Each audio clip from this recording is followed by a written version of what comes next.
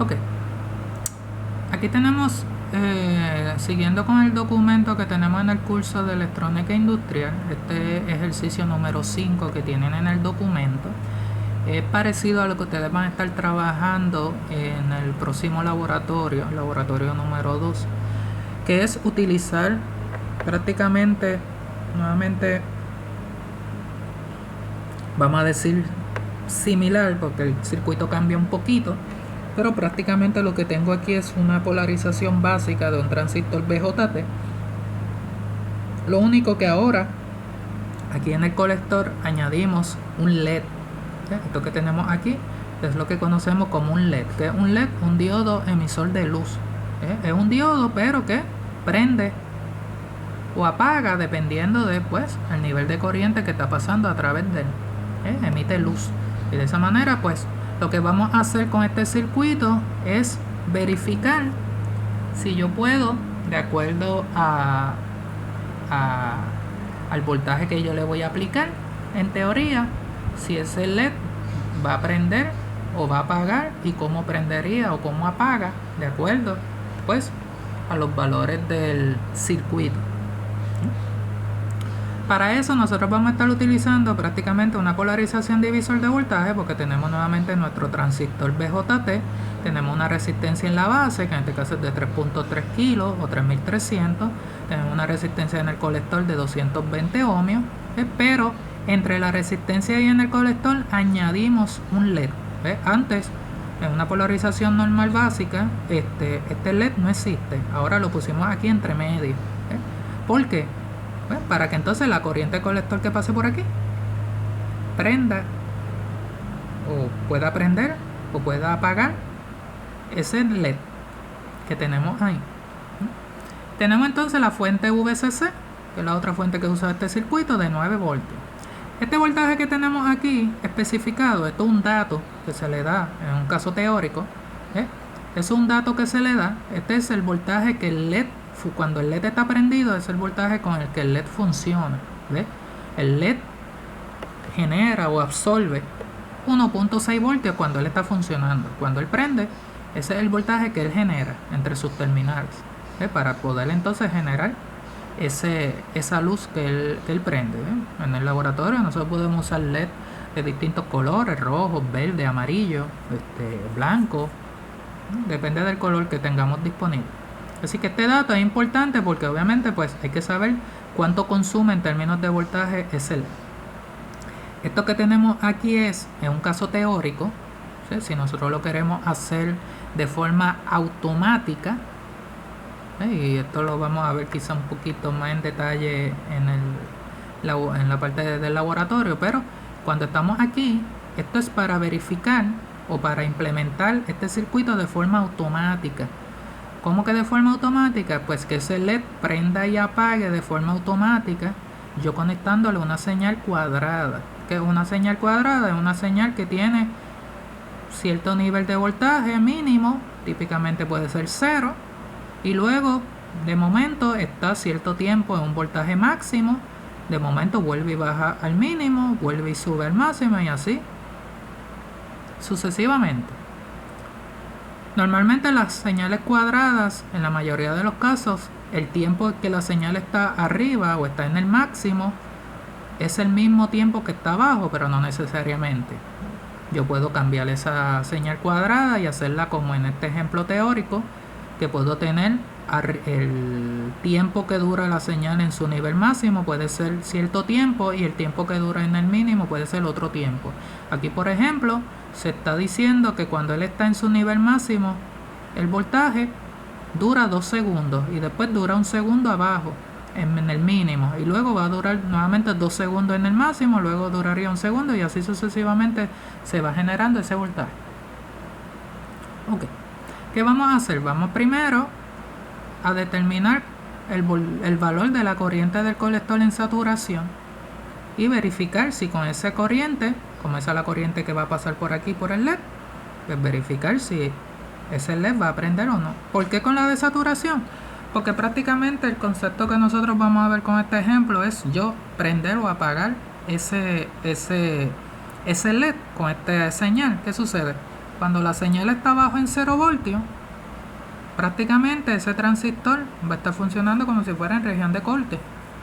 Porque como no hay voltaje por aquí entrando, prácticamente esta corriente va a ser 0 y obviamente no va a haber corriente por el colector, y eso hace que el transistor esté en corte. Como el transistor está en corte, pues este LED va a estar apagado. Cuando el voltaje sube y está en su máximo, pues entonces le coloco aquí un voltaje máximo, genera una corriente máxima de base y eso genera una corriente más alta de colector, y eso hace que entonces, al haber exceso de corriente por aquí, entonces el LED pueda prender. Por eso en este ejemplo prácticamente yo lo que estoy haciendo es, con esta señal que estoy entrando, estoy cambiando a través del tiempo el funcionamiento del transistor. Mientras el voltaje esté acá en bajito o en 0, le estoy forzando a que el transistor se comporte en corte y me apague el LED. Cuando el voltaje llegue a su máximo, estoy forzando a que el transistor se vaya a saturación y eso hace que el LED prenda. Así que esto es como si estuviésemos usando este transistor como si fuera un switch o un interruptor. ¿Ves? Cuando no le coloco voltaje, hago que el transistor esté apagado, equivalente a un switch en off, y tengo el LED apagado. Cuando el voltaje sube a su máximo, mientras esté arriba en su máximo, pues es como si yo prendiera ese switch, prendo el interruptor, en este caso prendo el transistor está saturado y pasa corriente y hace que entonces el LED prenda. Y de esa manera, pues como esta señal sigue a través del tiempo cambiando entre máximo mínimo, pues prendo, apago, prendo, apago, prendo, apago. Ese LED es el concepto en general que conlleva este ejercicio. Ahora, ¿cómo lo trabajo de forma teórica? Bueno, verifico entonces cuánta corriente de saturación él genera. Para eso aquí, la corriente de saturación se calcula un poco distinto, porque cuando estamos en una polarización básica sin que tenga este LED, yo lo que hacía era dividir este voltaje entre esta resistencia, VCC entre RC. Pero ¿qué sucede? Ahora hay un LED aquí también funcionando. Así que aparte de este voltaje VCC de esta fuente, tengo que restarle lo que consume el LED. Por eso es importante que me den este dato en el problema. ¿Cuánto voltaje el LED consume? Si aquí no hay nada, pues por eso la corriente de saturación para una polarización básica se calcula VCC entre RC solamente, porque aquí no hay nada. Pero como ahora coloqué un dispositivo, en este caso un LED, pues hay que saber cuánto ese LED consume de voltaje, que es 1.6. Pues por eso a la fuente VCC le voy a restar lo que consume el LED. Así que 9 voltios de la fuente menos el 1.6 que consume el LED entre la resistencia de 220 ohmios me va a dar entonces cuánta corriente de saturación genero. En este caso 0.0336 amperes o 33.6 miliamperes. Esa es la corriente que él va a generar. ¿Esa corriente es suficiente para prender ese LED? En este caso sí. ¿Por qué? ¿Cuánto el LED necesita? Bueno, esto también es parte de la información que me tiene que dar el problema. Me dice si el LED requiere 30 miliamperes. ¿Ves? Con 30 miliamperes o más, él va a prender. Pues como el circuito me está generando por ahí 33.6 miliamperes, pues sí. Ese LED va a prender. Porque estoy pasando más de la corriente que él requiere. No va a haber problema. Recuerde que este es el mínimo de corriente que él necesita para prender. Si este cálculo me hubiese dado 25, pues el LED nunca va a prender, porque está pasando menos. O sea, este es el mínimo que él necesita para prender 30 mil. Tiene que ser más. Este cálculo que está aquí tiene que ser más de lo que me diga que el LED necesita. En este caso, él necesita prender con 30, pasa 33, pues sí, va a prender. Si este cálculo me hubiese dado menos de 30, pues ahí se acaba el problema, porque ya no hay que hacer más nada, el LED no prende. Así que, obviamente, esta corriente me tiene que dar más grande que lo que necesita el LED. Así que 33.6, pues sí, es más grande que los 30 mil y el LED va a prender. Ok.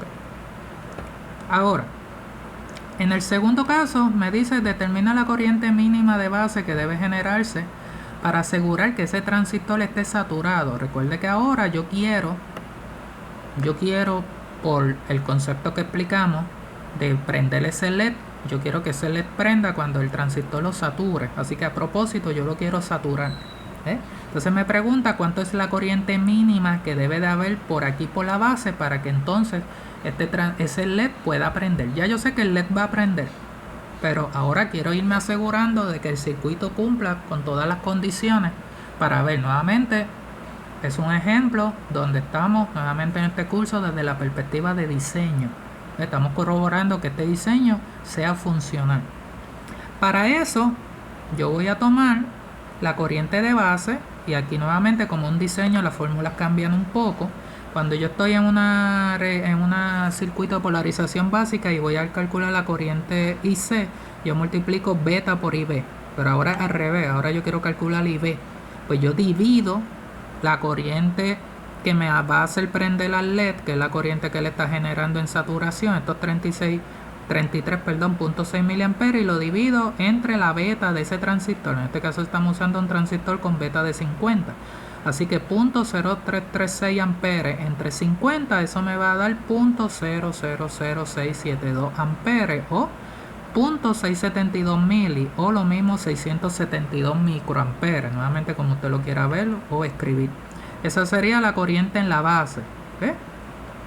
En este caso, de acuerdo a la corriente que está.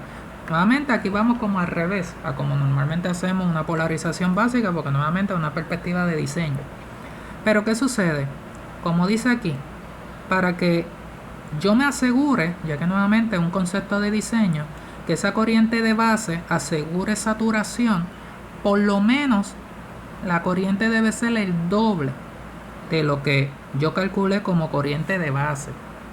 Quiere decir que la corriente de base mínima, que es lo que me pide el problema, calcule la corriente mínima de base, debe ser por lo menos 2 veces el valor que yo calculé de corriente de base. Quiere decir que en ese circuito, si él me va a generar en la base 672 micro, o lo mismo, 0.672 mili, o este valor en decimal, 0.00672, eso yo me lo multiplico por 2, eso siempre va a ser así, en este concepto. Eso es para asegurarme. Y eso me va a dar 0.00134 amperes o 1.34 miliamperes. ¿Por qué? Porque quizá con esta corriente, al ser demasiado pequeña, puede ser que él se sature o puede ser que no, porque estoy ahí en el borderline.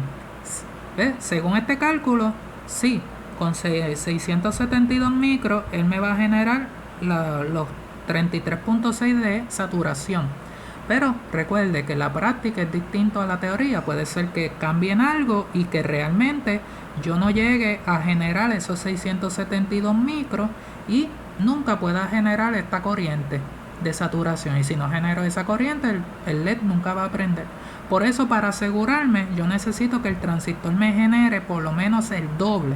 Ya con una corriente más de este valor, entonces uso por esto, pues los autores normalmente lo hacen de esta manera, por lo menos el doble, pues con 1.34 miliamperes ya yo voy a la segura que según los valores del circuito, ese transistor con 1.34 mili en la base obviamente me va a generar más que la corriente de saturación, y ya por obligación él va a estar saturado. Esto es simplemente para cuestión de diseño, asegurarme de que se cumpla la saturación. Así que luego que calculo la corriente base, siempre la voy a multiplicar por 2, y ese realmente va a ser el mínimo que yo necesito en la base para asegurar que está saturado. Luego el tercer paso es determinar, o la tercera pregunta me dice cuánto sería entonces el voltaje mínimo que yo necesito de esta señal, que voy a entrar al circuito. ¿Ves? Voy como para atrás. Comencé por la corriente de saturación que necesito, luego cuánta corriente de base necesito, y ahora estoy saliendo del circuito y cuánto voltaje necesito para que entonces todo lo anterior ocurra. ¿Qué voltaje necesito aquí para que entonces ocurra esa corriente y para que entonces ocurra esa otra corriente en el colector y para que prenda el LED? Pues el voltaje mínimo que yo necesito aquí en la entrada pues va a depender obviamente de cuánto voltaje hay en esta resistencia. Eso lo voy a calcular por ley de Ohm, multiplicando entonces esa corriente IB mínima que calculé, que nuevamente es 2 veces la corriente de base, que es 1.34 mili, más Obviamente el voltaje que hay en esta parte de la base a emisor del transistor, que va a ser pues por los 0.7 voltios. ¿Ves?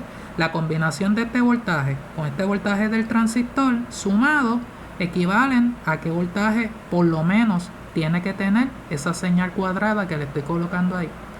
Esa multiplicación de IB mínimo de 0.00134 por los 3300 ohmios, que esta resistencia, me da 4.42 voltios, más los 0.7 que hay dentro del transistor de base emisor, es de 5.12. Quiere decir que para yo asegurarme de que haya saturación y ese LED prenda, esta señal tiene que ir de 0 voltios como mínimo hasta 5.12 como mínimo. Quizá en la práctica yo le pongo 5.5 voltios, 5.3, ¿ves? Después que sea por lo menos 5.12, porque eso es un mínimo, pues yo me aseguro de que ese LED va a prender. Si yo vengo y yo digo, no, le voy a poner de 0 a 3 voltios, pues el LED nunca va a prender, porque nada de lo que hemos verificado con anterioridad va a funcionar. ¿Ves? Aquí vamos nuevamente desde la perspectiva de diseño. Normalmente las perspectivas de diseño, pues los análisis cambian, van como al revés. ¿Ves? Verificando de atrás para adelante cómo el circuito debe de funcionar hasta que logro que todo funcione. Así que en este caso 5.12 sería el mínimo que yo necesito aquí para que todo el circuito funcione y pueda en algún momento estar saturado. ¿Ves? De esa manera, si está en 0, él está en corte. Cuando sube por lo menos a 5.12 o un poco más de 5.12, ahí entonces el transistor sí yo estoy seguro que el transistor se va a saturar y el LED va a prender. Por último, la última pregunta: ¿por cuánto tiempo el LED está encendido y apagado en cada ciclo de la señal cuadrada aplicada?